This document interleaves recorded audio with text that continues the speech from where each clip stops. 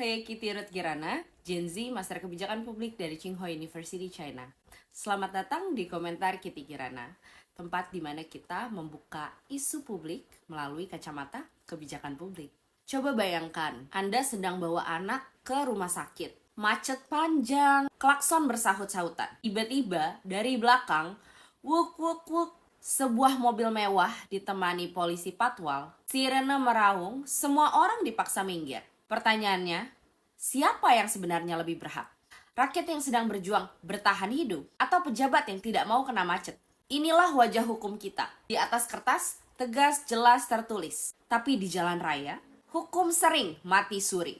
Undang-Undang Nomor 22 Tahun 2009 tentang Lalu Lintas dan Angkutan Jalan, Pasal 59 mengatur sirene, strobo, rotator itu hanya boleh dipakai kendaraan tertentu. Penggunaan lampu strobo dan sirene jadi sorotan tajam.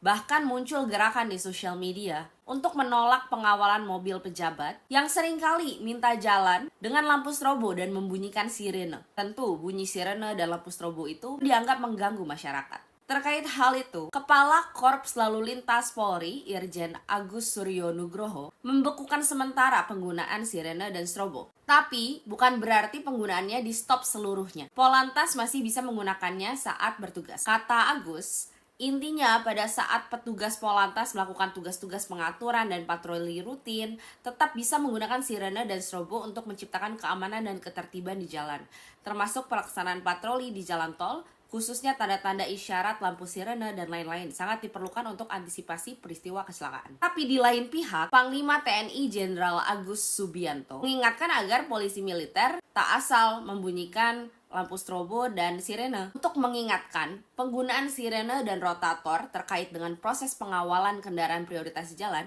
itu tertuang di Pasal 134 Undang-Undang Nomor 22 Tahun 2009 tentang Lalu Lintas dan Angkutan Jalan. Nah, kendaraan yang wajib didulukan sesuai urutannya sebenarnya adalah seperti ini. 1. Kendaraan pemadam kebakaran yang sedang melaksanakan tugas. 2. Ambulans yang mengangkut orang sakit. Jadi harus ada orang yang sakit gawat darurat. Ini tidak boleh dipakai untuk modus pejabat yang mau bebas macet ya. 3. Kendaraan untuk memberikan pertolongan pada kecelakaan lalu lintas. 4. Kendaraan pimpinan lembaga negara. Hanya pimpinan ya. Jadi bukan wakil atau anggota DPR, bukan juga menteri. 5. Kendaraan pimpinan dan pejabat negara asing serta lembaga internasional yang menjadi tamu negara. Yang keenam, itu adalah iring-iringan pengantar jenazah. Dan yang terakhir, konvoi dan atau kendaraan untuk kepentingan tertentu menurut pertimbangan petugas kepolisian negara Republik Indonesia. Nah, poin terakhir ini harus dipertegas secara detail karena justru ini jadi ladang polisi suka-sukanya menggunakan pasal ini untuk mencari cuan. Seperti jadi pengawal pejabat sekeluarga yang ngotot minta diprioritasin di jalan.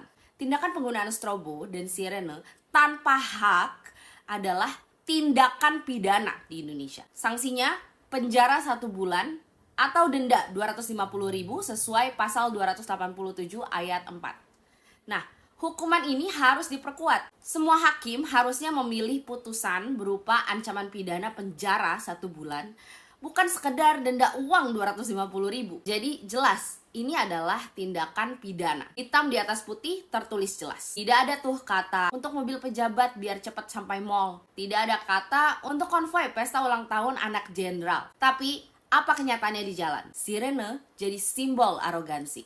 Mobil berplat dinas, mobil pejabat, bahkan mobil pribadi bisa pakai strobo beli online. Dan yang lebih memalukan, ada aparat yang mestinya menegakkan hukum. Justru jadi pengawal pelanggaran hukum. Patwal yang seharusnya tahu pasal demi pasal, malah jadi pembuka jalan untuk kepentingan pribadi pejabat. Apakah mereka tidak tahu aturan? Mustahil. Mereka tahu, tapi mereka memilih untuk membantu pelanggaran pidana ini demi pejabat arogan. Dan rakyat lagi-lagi harus minggir, lagi-lagi harus kalah. Coba kalau rakyat biasa pasang strobo, polisi langsung tilang. Pasal 287, kurungan sebulan, denda 250.000. Tapi kalau pejabat, DPR, jenderal, atau bahkan anak pejabat minta pengawalan, apa pernah kita dengar ada yang dipidana? Hampir tidak pernah. Kenapa?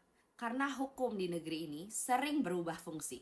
Tajam ke bawah, tumpul ke atas. Padahal di atas kertas harusnya hukumannya sama. Hukum tidak membedakan pangkat atau jabatan. Tapi di praktiknya semua bisa disulap dengan satu kata: dispensasi. Sekarang mari kita bicara khusus tentang oknum polisi patwal. Mereka inilah yang seharusnya jadi role model penegakan undang-undang lalu lintas.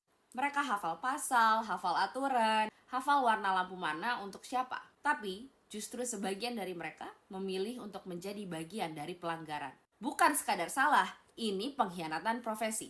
Karena kalau rakyat melanggar, polisi menilang. Tapi kalau pejabat melanggar, polisi malah mengawal. Maka pertanyaan tajam untuk kita semua: polisi ini penegak hukum atau bodyguard berbayar untuk elit yang tidak sabar? Secara hukum, ancaman pidana untuk semua pengguna sirene ilegal itu jelas kurungan 1 bulan, denda 250.000. Itu biasanya untuk rakyat biasa. Tapi untuk oknum aparat, hukum tidak berhenti di situ. Ada tambahan, sanksi disiplin internal Polri, pelanggaran kode etik profesi, bahkan bisa masuk ke ranah pidana umum, penyalahgunaan wewenang, gratifikasi, dan korupsi fasilitas negara. Artinya, kalau ada oknum polisi patwal yang mengawal pejabat arogan tanpa dasar hukum, itu bukan sekedar pelanggaran lalu lintas, itu masuk penyalahgunaan jabatan. Itu bisa dipidana, bisa masuk ke ranah tipikor saat ada keuntungan pribadi yang didapatkan. Masalahnya, apakah berani ditindak? Beberapa kasus sudah pernah terjadi. Pengendara sipil ditilang karena pakai strobo, tapi aparat hampir tidak pernah tersentuh. Korlantas pernah keluarkan kebijakan pembekuan pengawalan pejabat yang tidak penting. Tapi apakah benar dijalankan? Di jalan, kita masih sering banget dengar wuk wuk wuk wuk wuk tanpa henti. Ini ironi. Sirene yang seharusnya tanda darurat nyawa berubah jadi tanda darurat ego pejabat. Dulu sirene tuh berarti, sorry minggir, ada nyawa yang harus diselamatkan. Sekarang sirene berarti, minggir deh rakyat, ada pejabat yang males macet. Kalau hukum hanya berlaku pada rakyat kecil, itu namanya bukan hukum. Itu namanya alat kekuasaan. Kalau sirene hanya jadi alat arogansi, maka hukum lalu lintas berubah jadi bahan tertawaan. Maka satu pertanyaan terakhir yang kita harus renungkan. Apakah sirene di negeri ini masih merupakan tanda darurat? Atau sudah jadi tanda bahwa hukum Indonesia sedang sekarat? Ini adalah komentar Kitty Kirana, mengupas isu publik dari kacamata kebijakan publik. Untuk video kritis lainnya, subscribe, like, komen, dan share video ini. Terima kasih.